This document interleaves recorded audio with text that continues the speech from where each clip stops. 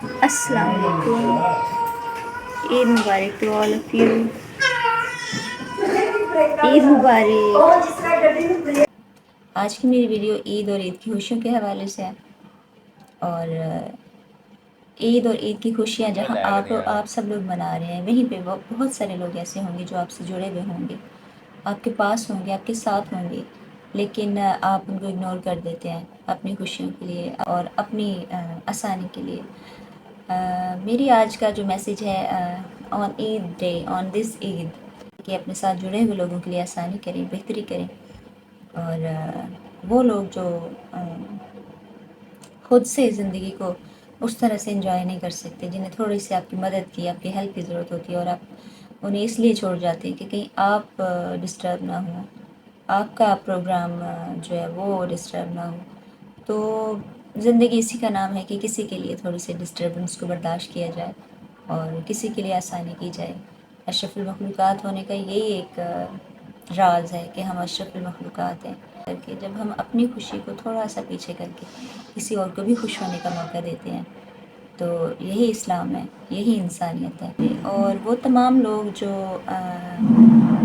عید کی ان خوشیوں کو، ان لمحات کو اس طرح سے انجوائے نہیں کر سکتے جس طرح سے عام نارمل لوگ انجوائے کرتے ہیں. بیکاز بہت سارے لوگ، بہت ساری فیملیز جب گھومنے پھرنے کے لیے جاتے ہیں تو وہ پرسن ود ڈسیبلٹی کو اپنے ساتھ کیری نہیں کرتے، اس لیے کہ وہ کیسے مینیج کریں گے اور کیسے ان کو وہ ہینڈل کریں گے، اور ان کی اپنی جو خوشیاں ہیں، جو مزہ ہے، وہ ڈسٹرب ہوگا.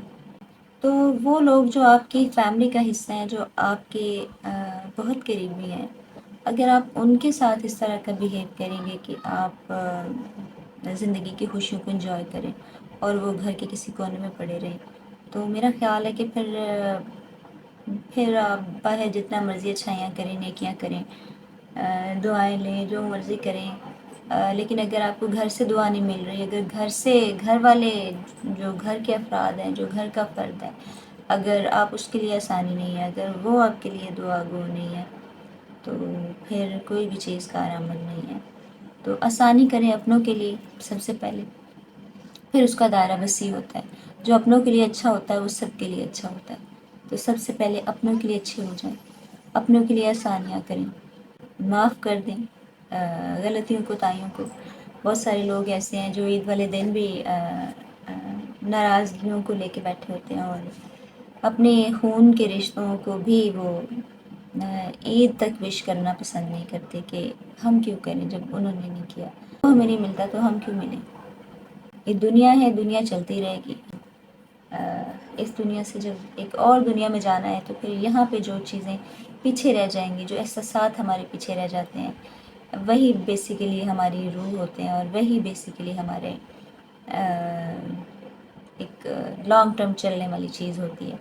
جب ہم کسی کے لیے آسانی کرتے ہیں، اچھا کرتے ہیں، بہتر کرتے ہیں، کسی کی زندگی کو جب ہم بہتر کرتے ہیں، تو جب تک وہ زندہ رہتا ہے، جب تک اس کی زندگی میں بہتریاں رہتی ہیں، بلکہ ایون اگلی نسلوں تک اس کی بہتری کی وجہ سے آگے نسلوں میں بہتریاں ہوتی ہیں.